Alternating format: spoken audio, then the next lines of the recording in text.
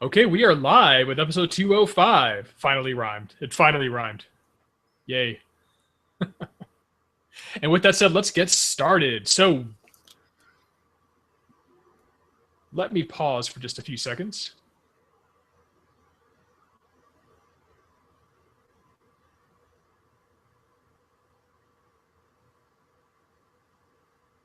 Just to meditate. And now let us begin. Welcome, studious audience, to episode 205 of the Nerd Stravaganza podcast, where we encourage you always to read between the lines for our intended meaning. I'm Tom. I'm Brian. And tonight we'll be discussing something that's been on Brian's mind lately, namely movies that seem to require or seem to assign mandatory homework in order for you to fully appreciate their genius. I think that's a fair way to sum it up, right, Brian? Genius might be kind. Genius in the minds of their creators, perhaps, let's say. But before we get to that, I will assign you, audience, a little homework. I will encourage you to check us out at iTunes and appreciate our genius with lots of stars and witty reviews. And with that done, let's see if we've done our homework. Brian, it is time to kick things off in our usual Nerd Extravaganza style with the Geekly Weekly update. And what have you been up to, sir? Two interesting things to report this week. One, just kind of an anecdote. I haven't really done much about this, but Lester of LAE Cosplay Photography, and Lester and Camden, good friend of mine, went home to Nicaragua recently, and I was kind of joking with him, like, "Hey, like, you guys eat cow, right? You're out in the countryside. If anybody has a leather working they're not using, drag it back." He brought me a cow. He brought me. It's a very rural society. Like they butchered a cow and ate it. So he brought me it's funny. He brought me actually 2 1/2s of cows. So altogether he brought me a cow. Wow. Folded it up and put it in his suitcase, and now I have a lot of leather to work with. Are they matching halves, or? One's black, one's brown. He wanted variety, so that's crazy. it's so much leather too. Like it's so weird how. I guess I shouldn't have made a joke, I know you've always wanted to amass a leather armor collection. Do you have enough cowhide to start that, or is cowhide appropriate? This would probably do a nice jerkin, some shoulder things. I don't think I could do the whole armor out of it, but definitely I was thinking either pair of boots or a corset, to expand my horizons, something difficult now that I've kind of mastered wallets, Yeah. I don't think you should give into beauty standards and squeeze yourself into a corset for the record. No chance. The boots, maybe. I like badass tall leather boots, but no, corset's not for me. Secondly, and with much pain, actually, the big Star Wars Rebels showdown is tonight. It ended probably a few minutes ago, so I'm kind of very excited to wrap this up and watch it. I'm super excited to see what they do with Ahsoka. I don't know how to pronounce her name. Ahsoka and Annie and Sky Guy reuniting. Probably a really awesome conflict that goes on, but yeah, in the back of my mind, I'm going to hear Sky Guy and Snips. If Darth Vader in his uniform utters Snips, I'm done with Star Wars. That would kind of be really powerful, though, wouldn't it? That it breaks through his evil persona, and he recalls his innocent past and says Snips. Yeah, except I could never imagine him saying snips in that costume. It's hard to imagine, but like I'm really looking forward to the kind of emotion they get out of that. I really hate Ahsoka, so I'm kind of hoping she gets cut in half. But they have done such a good job making Darth Vader like a human being instead of like a murder machine that I really hope they continue it. You hate her because of the whole Sky Guy Snips dynamic in Clone Wars, right? I'll probably get like fucking boycotted for saying this or whatever, but talk about a Mary Sue. Of course she dual wields. Of course her lightsabers are unique. Of course she's Anakin's Padawan. Of course she can fucking hold her own against Darth Vader for more than a split second. I mean, he wipes out hundreds of soldiers at a time. But no, she's good enough to fight him. Yeah, I mean, as I understand the definition of Mary Sue, which is injecting this character who hangs with an established cast, yeah, I would say you might have something there. I don't know if I necessarily buy it in the case of Rey from Episode 7. Like that was people bitching, but right, she's an original character in an original cast. She's a foundational character. Now, if like Day, the Padawan learner, shows up and can like hang with Rey and the gang, then that would be a Mary Sue character, right? Oh, yeah. Okay, well, I hope that turns out well, and I am catching up on what's it called? Rebels. Rebels, having kind of half enjoyed Clone Wars, 60% enjoyment level on Clone Wars. So, so far, Rebels is better. But I know I need to give it a chance, but I fucking loved the Genndy Tartakovsky Clone Wars. Yeah. Loved that. And I was so looking forward to like an actual official, Star Wars cartoon. And like, I don't know, the first thing I saw was Sky Guy! And that character was dead to me ever since. That Genndy stuff, the Clone Wars, I think they did a movie and then they did a little mini series, if I recall. I don't think he actually did the movie, did he? It was just 26 episodes after that movie or something. I'd have to look. Well, I know that it ended right as Episode 3 began. Like its closing scene was the opening scene from Episode 3. So it may have just been a mini series now or a series, but that was so killer too. It was really good. So has that been totally like just disavowed at this point?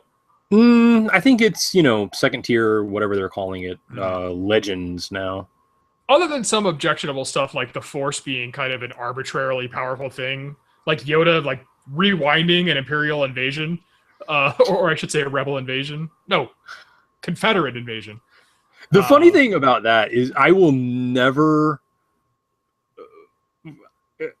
The thing that I remember most about that was how badass Mace was. Oh yeah, like actually just like grabbing a handful of wires and using it to pilot his ship while he was lightsaber battling with his other hand. That Mace was so cool. I think it was Mace. It might have been Yoda who just like an entire like army of battle droids just rushing towards him, and he was just like pushing them back. Like it was super cool. And of course, the scene of which I speak is like a droid army lands. And like the giant transport lands and he just packs them back up and sends it off, right? He shoves the droids back in and shoots it back into space. Like, yeah. The force powers were nuts, but the pacing, everything in that cartoon was really cool. And it did introduce, what's her name? Ventress, right? I think Anakin faced her during his trials, if I recall. Yeah, I think so. Yeah. Huh. And so they alluded to him, I think, already knowing Ventress when she appeared in Clone Wars. I think. I may be misremembering that. But Ventress, I think, did get carried over as kind of Dooku's unofficial... third unofficial. Yeah. Yeah, the Sith... The rule of two... I guess you could expect that of the Sith, but the rule of two definitely seems to be something open to interpretation. Hey... There's the two, but then there's the Inquisitors, and it's a very secret little, like, group. Let's not even get into the comics with their whole assortment of, like, servants and... which are awesome, but still. I don't even mind that it's not rule of two. I just mind that it's like, I have a secret Padawan. Oh, he's dead. I have another secret Oh, he's dead. I have another secret. Come on. They're expendable, man. They're red shirts. Essentially, they're red shirts. Yes. Oh, man. Anything else? Nope. Okay. I will put the spotlight on me for a second and discuss my week. It's also very brief. I have not been watching much on TV. I've been kind of busy doing lots of programming as I am a computer. I read you're not supposed to call yourself a programmer because it's demeaning or evokes like nerd in a basement weirdness. So I've been developing a lot of software, let's just say. There you go. Yeah. And that's always fun. And go figure, a person on the Nerdstravaganza podcast does software development for a living. But I've had some interesting things come my way. Not really good fodder for discussion. I don't think the audience wants to hear about exactly how I implemented certain solutions, so I'll spare them. But I did have some cool stuff happen this week. I went and saw Batman v Superman: Dawn of Justice. And that was cool. I thought that was actually a pretty good movie. I think I was supposed to hate it because the internet, like nerd rage machine, was in full. Well, Kevin Smith said it was a heartbreak, right? So you're supposed to fall in line. Oh, is he the one who declared it to be a total disaster and a failure? Okay. I don't think that was his intent, but yeah, he said it lacked heart, and everybody was just like, it sucks. Forget it. Okay. It's done. Right. Okay. Yeah. I think there was already a lot of like hatred for it, and that probably was the nail in the coffin in a lot of people's minds. Honestly, I thought it was fine. It could have been better. It seemed like if they had just like taken a little more time to fine tune it, it would have been a really good movie. As it was, there was just, it suffered from what I call Avengers syndrome, where you're trying to pack way too much into a single movie and you end up like not spending enough time in certain places. Because there was a pretty cool plot going on for Batman being like Detective Batman. And there was a really cool plot with like conflicted Superman trying to figure out where he fits into humanity in the world. There was like a cameo plot. I don't know if that's an appropriate term for Wonder Woman. There was a lot going on that it could have been explored in more detail. And I almost wish they had done a Batman movie first as a prequel to this. But all in all, I thought they did pretty well. I definitely see where there's criticism, but it wasn't this awful disaster or this total disservice to the story, unless you're a comic purist and can't take them going in their own direction, which I know a lot of people are. So I'm probably pissing a lot of people off when I say that. But yeah, I don't know. It was a fine movie. That's my final assessment. Is it was fine. Wasn't great. Could have been great, but it was fine. And I would recommend you see it if you like, superhero movies and Batman and Superman and Wonder Woman and other heroes who were shown ever so briefly. They're in the Justice League. Batman, by the way, what was the big thing that Ben Affleck was going to be like really suck as Batman because people hate him for some reason? Yeah. Thought he did a great job. Like, I thought he was good. And I already liked the guy as Superman. And I liked the lady that played Wonder Woman. And Flash and Cyborg and Aquaman all seem fine too. Although, this is spoilers. Okay, this is spoilers. Sorry, but I'm gonna give one spoiler. There's a scene when you see Aquaman briefly, and I won't give any context. But it's a lot of like, it seemed like a lot of like showing the handsome Jason Momoa in water with like flowing hair, just kind of like mugging for the camera. Which I'm sure was a hit with a lot of the people who are attracted to Jason Momoa. But I got that. Have you ever been to a movie with a lady, Brian, where the camera lingers a little too long on an attractive woman and the girl kind of just gives a sigh like, oh God. Yeah. I kind of get that now. Like they totally like his appearance was him just like Zoolander style, like looking at the camera like, look how impossibly handsome and strong I am. It was the Kevin Costner butt scene from Prince of Thieves. yeah, exactly. The camera is just like could not move away. But it was, yeah, I'm looking forward to the actual Justice League franchise to come. I don't think DC's going anywhere. I think they made a lot of money. I think the attendance might drop off fairly quickly as the word gets out that it's not the best thing since sliced bread. But It was number one, right?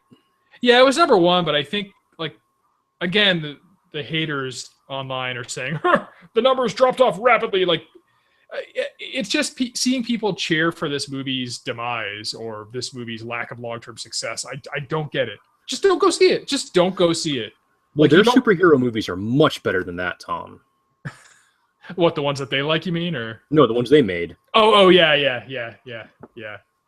I mean, as a customer, you have the right to be, to be discerning and to voice your opinion. But I think, I feel like this was something people hated since the first trailer. Like the snarky comments, like everybody being the smug critic. Like, God, I say this all the time, but that comic book guy stereotype from The Simpsons is just so damn true. It really is a worst movie ever.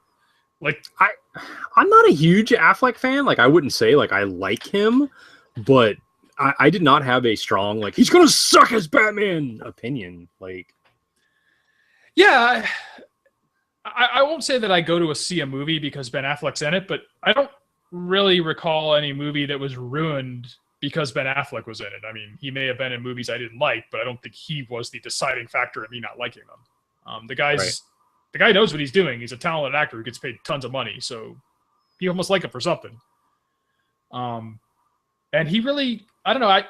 Batman was the more interesting character, of course, which is kind of a given. And this version of Batman, one of the chief complaints is he's too dark. He's lost his way, but he tells you himself he's too dark and he's lost his way repeatedly throughout the movie. Like, yeah, that's the point of the movie, right? I mean, yes. And people don't like the Dark Superman. They don't like, if you don't like the tone of these movies, that's fair.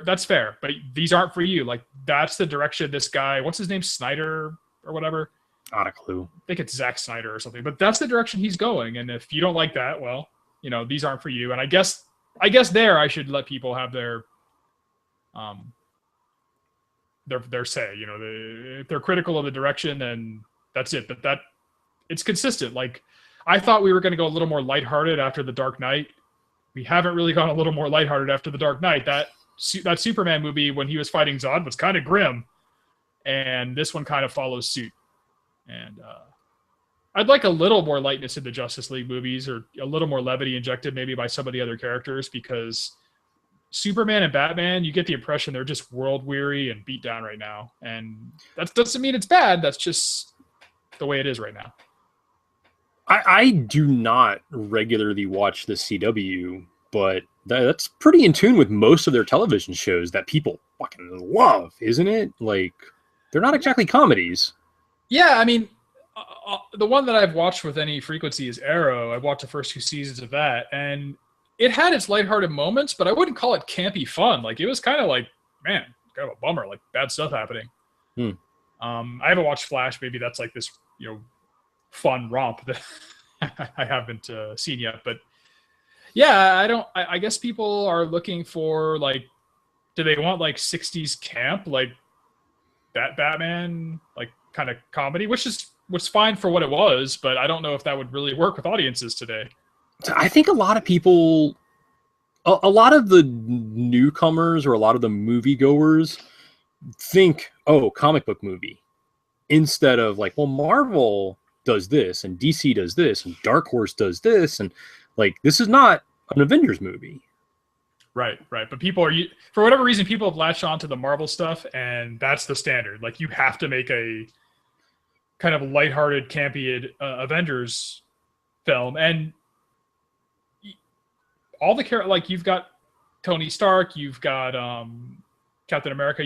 They're all like, you've seen them. They're like wisecracking and they're having fun. That's just kind of the tone of those movies, and that's the way they've done it with Marvel. DC's just gone in a darker direction, and I mean, I guess I'm just trying to defend it because it doesn't bother me, and it seems to bother a lot of people. They want, like, them basically to be in step with Marvel with the lightheartedness and the little bit lighter tone, and people really like one-liners and stuff, like, one-liners and quips. Like, they find that there are very few of those in this movie, and when they hit, you're like, oh man, you appreciate them a little more, I think, because, like, okay, things got light for a second there. I'll defend this again. Really liked Avengers. Avengers was one of the best superhero movies I've ever seen. That doesn't mean the second best sucks. Yeah. And people do that a lot lately. Like, if it's either the best ever or total dog shit, I wish they'd never made it. Yeah, they were this way for. Do you remember Green Lantern? Did you see that? Yeah, that was shitty. that was rough. I thought it was like, I mean, I didn't walk away angry or anything, but people were like furious at it, and I didn't really understand the fury there. I'm kind of just like I wouldn't make a good critic. As I mentioned before, most movies I'm just like, okay, well, it was a movie. I mean, I watched all the Transformers movies, for fuck's sake. So yeah, yeah, you got to hand in a few points. Yeah, maybe I just go too easy on things. Maybe this is the worst movie ever. But yeah, I don't think it deserves the level of criticism it's getting. I'm looking forward to you seeing it. I'd like to hear your feedback. And, week or two. You gotta let the crowds die down. You'll let the crowds die down, and I really want to see Hardcore Hank or Hardcore Harry or whatever. Oh, that looks cool. The first-person movie, yeah, that looks really cool. I hope that's as cool as it looks. We should probably report back on that when we see it. I'm sure we will. Let's see. Apart from that, I was a good boy this year, and so the Geekster Bunny came by on Easter, and the Geekster Bunny delivered me a basket full of goldfish snack crackers, amiibos, and Disney Infinity characters. And I feel like my companion deserves some credit for that, so I will give it to him. Thank you, companion, for telling me. Thank you, Geekster Bunny. Yes.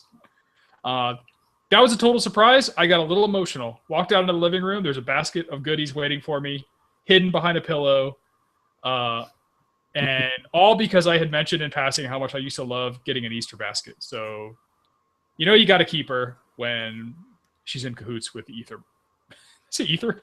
The Ether Bunny. I like that one.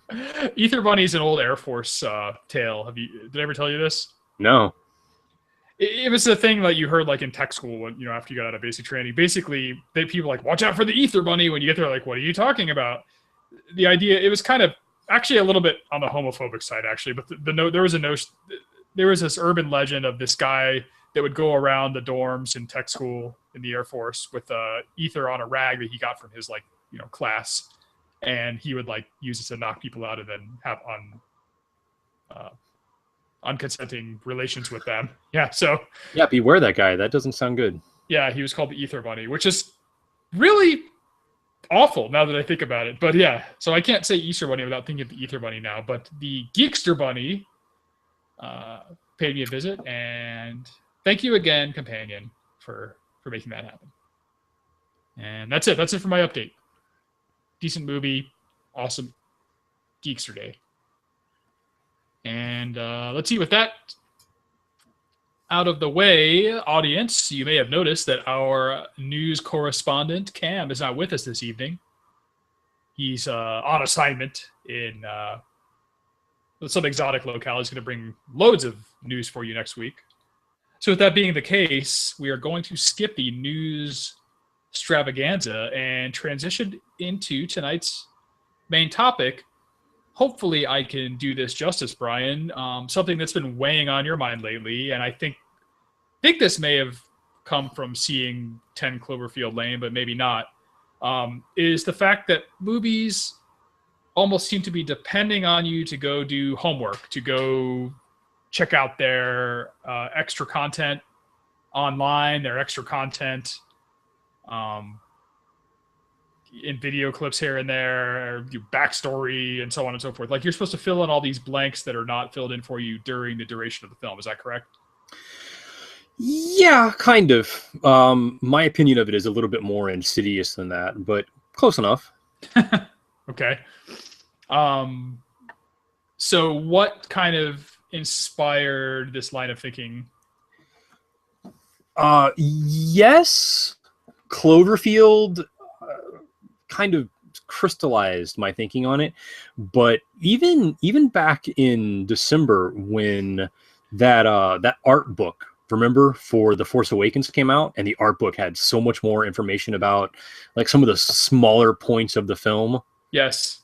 And to some degree, the Star Wars comic books, like I love how they're doing that. Like, there's nothing you have to know, but if you want more, if you're a diehard fan, if you're willing to do that, you can extend the experience for weeks or months or however long you want to stay dedicated to it.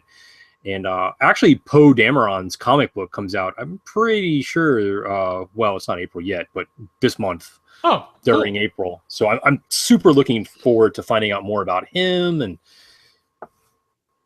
love a lot of the tie-ins, but especially with Cloverfield. Some movies lately, like, I don't know, you need that information, and I don't know if I like that. I don't think I do. I don't think I like. I don't know what else to call it. Having to do homework before I go to a movie, like. Yeah, I can think of an early offender, well, early relative to now. Do you remember how confused and unsatisfied a lot of people were with the Matrix trilogy? They felt that they were sort of disjointed, didn't explain a lot, sort of summarily, just like ended things. A lot of Oh people yeah, and there was like an anime like in between, right? Like, yeah, like one of the big criticisms from the Matrix, like, why didn't they just use cows to be batteries, or whales or something like that? One of the things you take away from the Animatrix, or at least that I took away from it, which was the animated.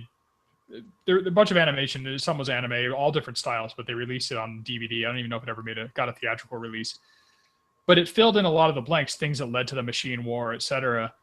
And one of the big takeaways was the reason the machines didn't just plug cows in and exterminate humanity is their goal was never to exterminate humanity. They wanted symbiosis with their creators. That's what they always wanted since the beginning. The humans were the aggressors. The humans could not accept these new people, which is what the machines really are at the end of the day, as equals, as having a right to the planet and a right to exist. I came away with it thinking there certainly were factions who were less sympathetic to the humans, but the compromise was, we'll enslave them and have a symbiotic relationship with them. The machines depend on the humans, right, for power. They've made it so they depend on the humans and the humans depend on them. Therefore, they've solved this problem of the war. And they explain it in The Matrix, but you don't really understand what they're talking about until you watch the movie 15 times and kind of get a lot of the background from the Animatrix. So I'm hesitant to say I don't like that, because I enjoyed learning all that and appreciating that trilogy a lot more. But for the moviegoer, I think it does a little bit of a disservice to them, because they're coming away with questions that are not answered, and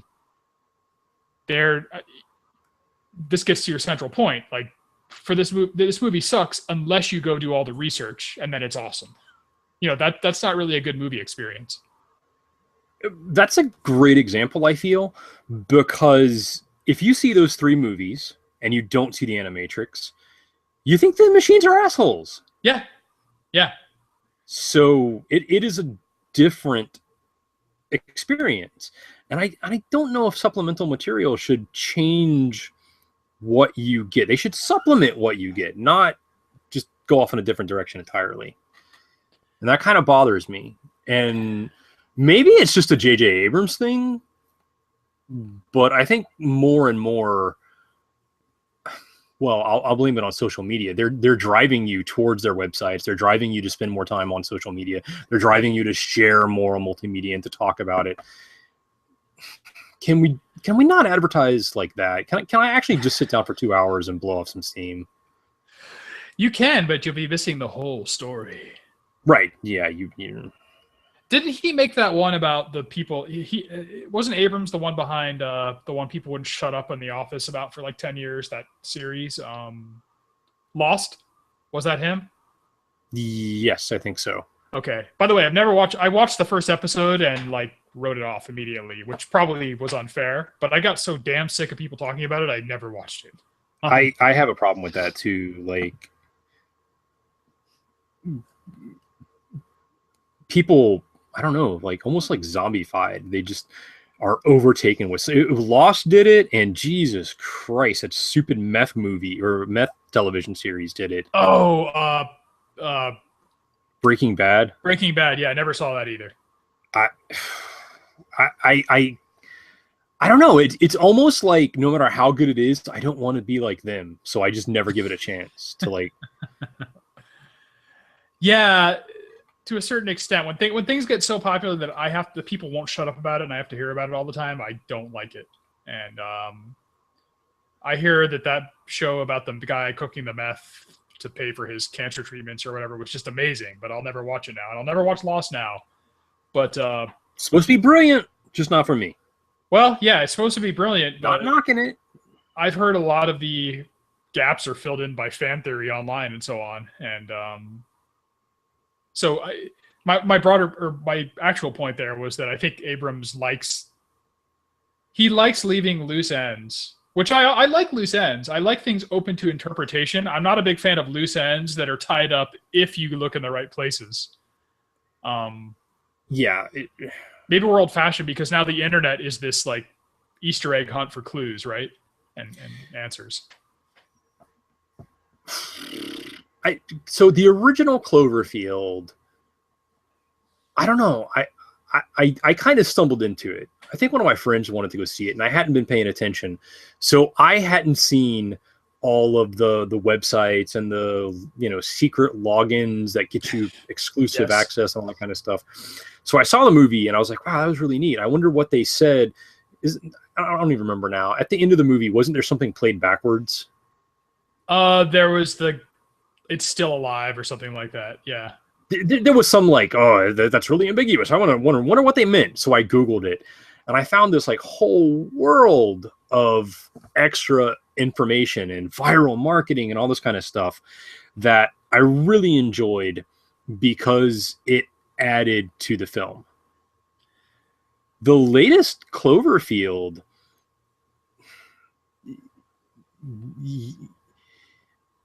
when you go to see the movie, there's these three people, and part of my experience was questioning like who to identify with. That guy's a simple laborer, but I mean he got violent enough to do this thing. That's weird. This guy's kind of crazy, but he was fucking right. I mean, the world ended. That's pretty bad. So he gets bonus points. And she was needlessly suspicious to me. Like, I don't believe that she just like, the world didn't end. What are you talking about? Like, she saw evidence of it. There was like horribly mutated, like gnarly beasts running around, and maybe something weird happened. And she's just like, nah. She witnessed this while she was in like captivity in this guy's like bunker, or so the time that she almost escaped, like a human being, like horribly like pox-ridden and maniacal, like came to the bunker and let me in, and then just like started bashing her head against the door, trying to like break down the door with her head. Like, clearly something terrible going on out there for this person to be so enraged. I mean, she probably, did brain damage smashing the impenetrable window. So pretty strong evidence. And still she wanted to escape. Yes.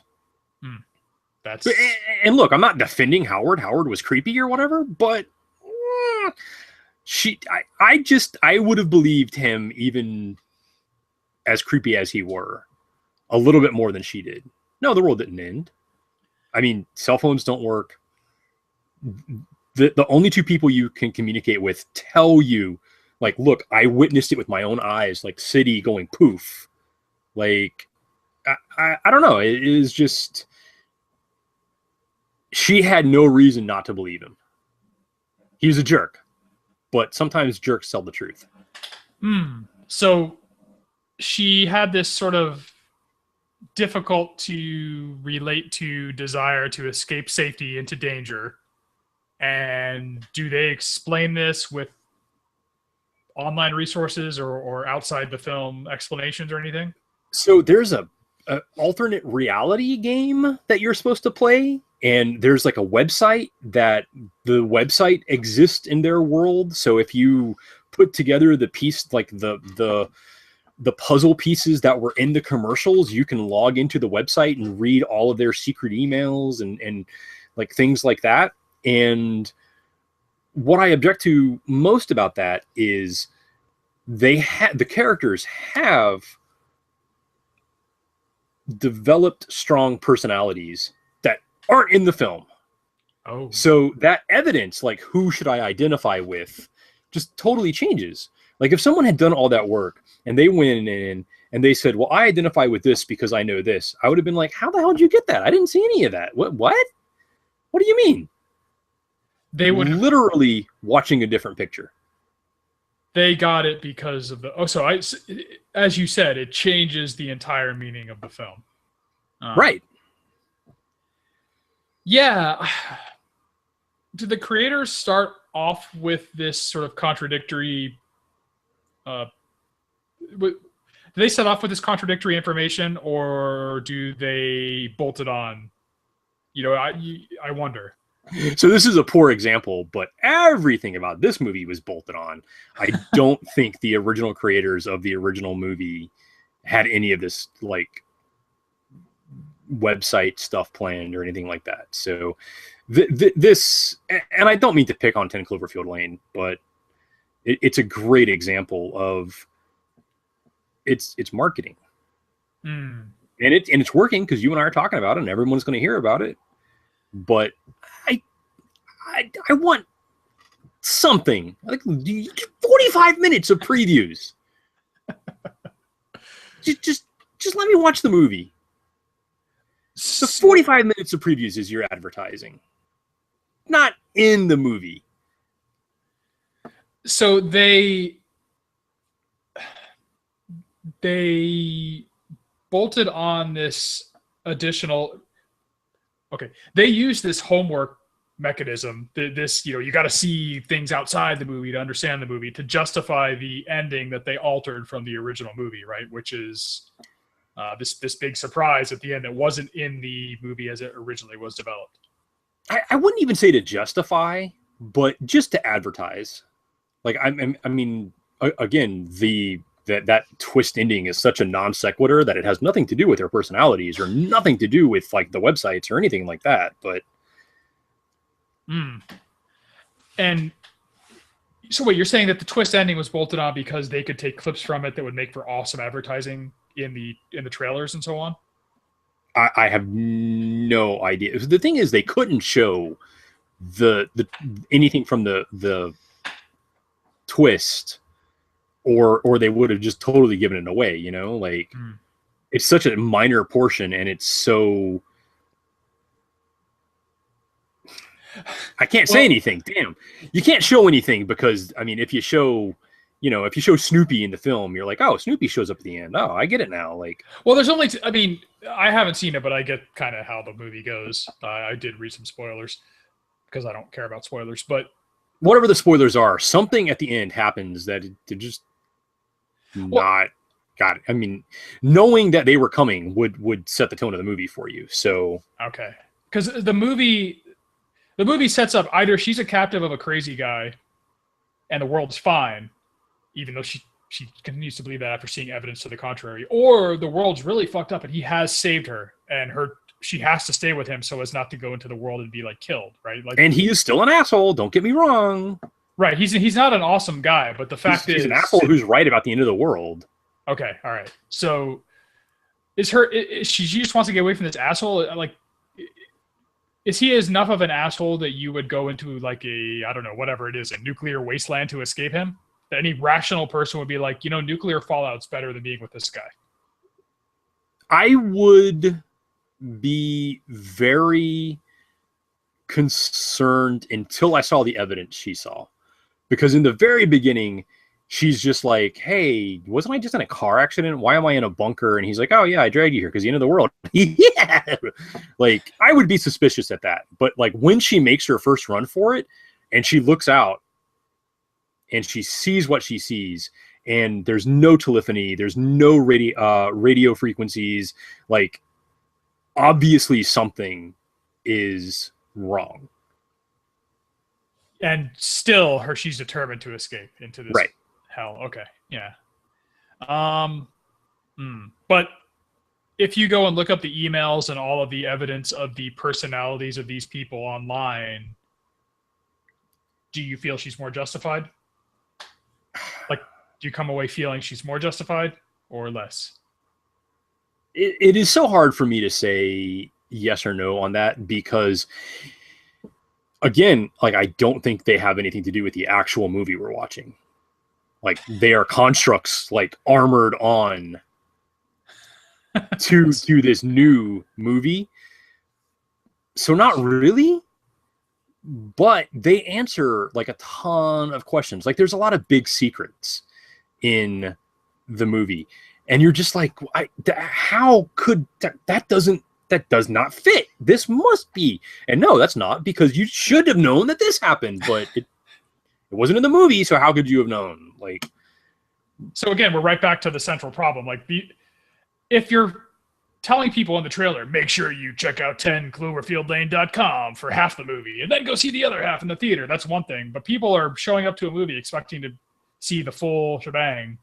And so, I mean, if you're not telling the whole story, or if people are getting the wrong impression, then you're not delivering a full product, are you? I mean, isn't the movie supposed to be the final word on the movie?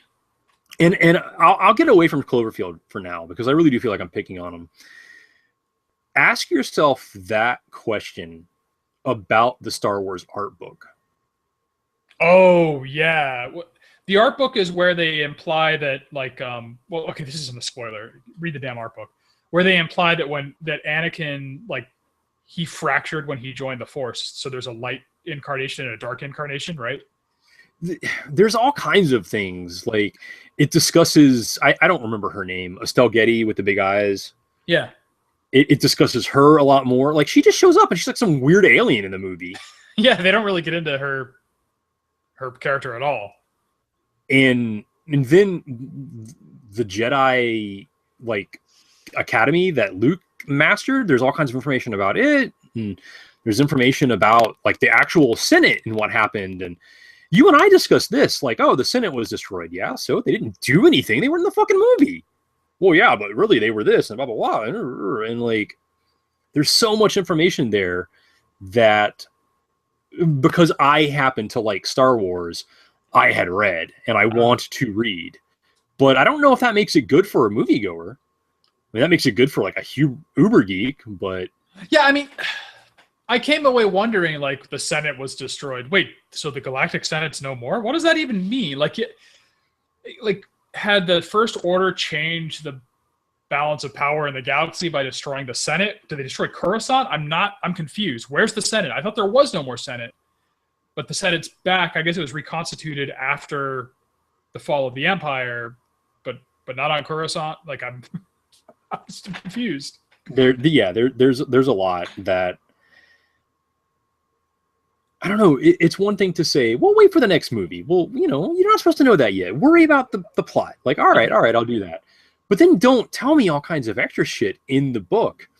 And especially with this book, it wasn't available before. I mean, it literally released the same day as the movie, didn't it? I think so, yeah. So you couldn't possibly have seen it. I was seeing things about it online after I'd seen the movie, I think. And to talk about something specific, is that where I read about the Anakin theory of him splitting, possibly? I think that was from the art book. I think so, yeah. Okay. Yeah, like you wouldn't have known that, but Kylo Ren like wants his grandfather to reveal the darkness to him again. Well, wait a minute. We saw Hayden Christensen smiling and goofing around with Yoda and Obi-Wan as a blue Force ghost. So why would he be showing anybody darkness? Just imagine how you would have felt if you went after, what was it, 33 years and saw the sequel to Return of the Jedi and wow, that was an amazing movie. I loved it. God, I can't wait to find out who the Snoke guy is. And your friend's like, oh, I know who Snoke is. It's in the book. You didn't read it? Please tell me there's not something that egregious in the... And this is an example. Okay. Yeah, I would feel shitty to answer your question. God, we're... Like, I kind of want what I've read online about the book to be true. Like, I love the idea of like Vader's like split down the middle between light and darkness, and his function as a balancer of the Force continuing into the afterlife. Now we're getting into a Star Wars discussion. I can't go too far down this road. But, I at the same time, it's not fair that everybody's paying to go see the same movie, but the person that doesn't also get the companion book to really explain things doesn't get the whole story. I like it. Right. It's marketing. They're selling products. Like they're trying to sell books and all this other stuff. But if I'm just somebody into movies, like the core product of Star Wars, the core product of 10 Cloverfield Lane, the core product of The Matrix was the movies. That's what they were at their origin. And I think really the gist of this episode, you raise a valid point. I don't think that I should have required homework in order to get full credit. I'm a conspiracy nut when it comes to this kind of stuff. This is just social engineering. Like, I just want to watch a movie. I don't want to have to crack a puzzle to log into a secret website to find out if the hero of the film's really the hero of the film. Well, okay. One last thing to consider. Is this a generational thing? We did not grow up with the internet. We have been with the internet since it became commercially available. So it kind of grew up with us. But for people who are used to going online for everything, for the kids relative to us who use YouTube rather than television, is this reasonable? Like, well, I'm going to go online and find out the rest. Of course there's more online. Why wouldn't there be? Like, are we just old-fashioned in that we want movies to be this atomic, concise unit? I actually, if any younger people, and that's not hard to believe whatsoever, are listening, I'd really like to hear from them about that, because, I mean, I don't have any frame of reference for that. Maybe. Yep. And that settles it. We need to get young Skippy, the show mascot, to be on. We need a Robin on the show, Brian. We need which could be like a 30-year-old actually and still be fine. Yeah. But we need like a Robin on the show who can, be the bright-eyed optimist to our curmudgeonly selves. I don't think that's a correct use of that adjective. You get my point. I don't know. I don't know. It is not how I use the internet, but you are totally correct. It may be how the majority uses the internet. Yeah, the internet is a obvious companion to movies, and it's sort of like a patch for movies, isn't it? If you think about it, that drives me nuts. That's not a good analogy to bring up. You don't like patches to begin with, but it kind of is. And man, we're just we're pre-internet, so maybe we are the ones who are wrong, Brian. What do we know? We're not making billions making movies, right? Oh, gotta settle for our millions from podcasting. Yeah, speaking of which, boy, do I owe a lot of taxes after all this cash we've been raking in. We're not rich, folks. Just don't believe anything we said, but we'd like to be. So by all means, continue to like us, and definitely send your friends our way.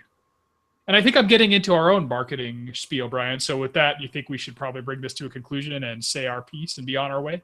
Yeah, but seriously, this week especially, like, comment on the Facebook group and let me know if that's just what you want from the internet, because That's a great question, Tom. That might just be a generational thing. Maybe I'm more out of touch than I realize.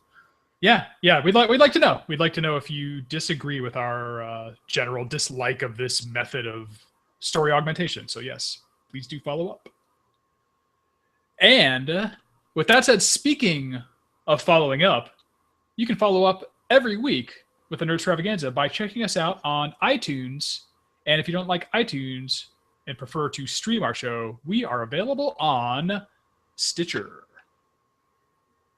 Like us on Facebook, join us on Twitter and Instagram, add us to your Google circles if anyone's left on that service, and join the Nerd Extravaganza HQ group on Facebook. And if you're of the YouTube generation, don't forget to check out our YouTube channel where we have not only these video recordings, but that's not an old-fashioned video recordings, but a lot of awesome content by our special features department headed up by Chris. He's been doing a lot of awesome interviews, a lot of content. So we are fleshing that out and hope you check it out and enjoy it. And look in the very near future for the new and improved nerdstravaganza.com, where all of our content will be curated and presented for your enjoyment. And of course, as Brian mentioned, drop us a line. We want your feedback and your questions at nerdstravaganza@gmail.com if you don't want to check us out on social media. And with that said, Brian, I will give you the final word of farewell. Yeah, check Facebook for it. I'm not doing it here. Brilliant. All right. Yeah, check us out. Check out online to get the rest of the episode. And with that, folks, good night. Thanks for watching. Thanks for listening. May the force be with you. We dropped subtle hints throughout, like A's and B's and things throughout the episode for you to find the secret hashtag for the closing. Yes. So look for it online. Goodbye.